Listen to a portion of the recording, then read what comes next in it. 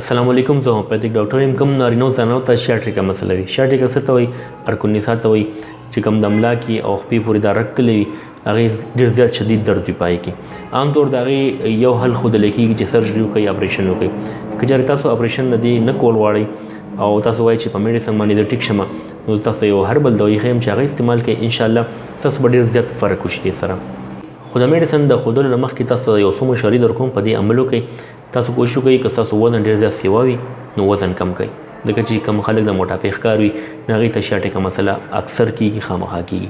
که چېرې تاسو داسې وزني کار کوئ نو که کار پرېښودی نه شي، ستاسو مجبوري وي، کوشش وکړئ چې وزن تقسیم کړئ. مثال تاسو 20 کیلو وزن اوچتوئ نو بل یو ملګري ته وایي چې راشه ما سره دا وزن اوچت کړه، چې هغه درسره لاس کړي نو هغه 20 کیلو وزن تقسیم شي او 10 کیلو ته راشي.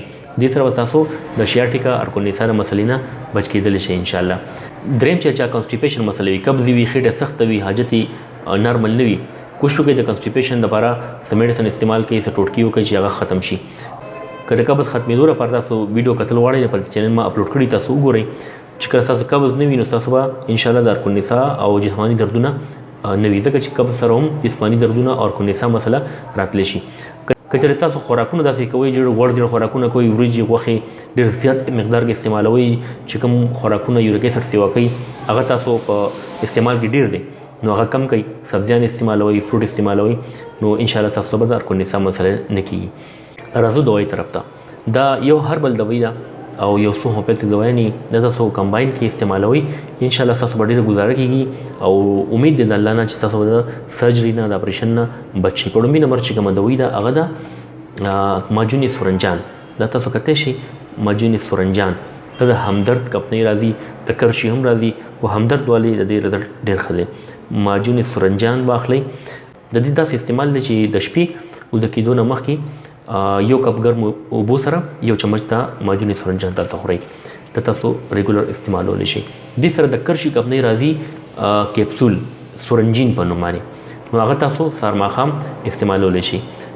دې نه علاوه هومیوپیتیک دوايي ده رسټاکس او پلس ارنیکا. ته به 3 ټکي راواخلئ او دې نه به 10 کترې یو ګوټ اوبو کې سهار غرمه ماښام څکئ.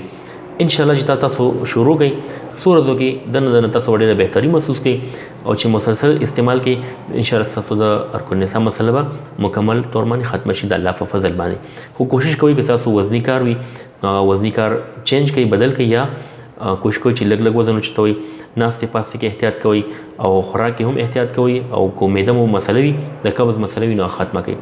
امید دی ستاسو به دا ویډیو خوښ شوي وي. زما دعا ده الله پاک دې ټولو بیمارانو له شفای کامله نصیب کړي، الله دې ټولو مسلې په خپل قدرت ختمې کړي، آمین.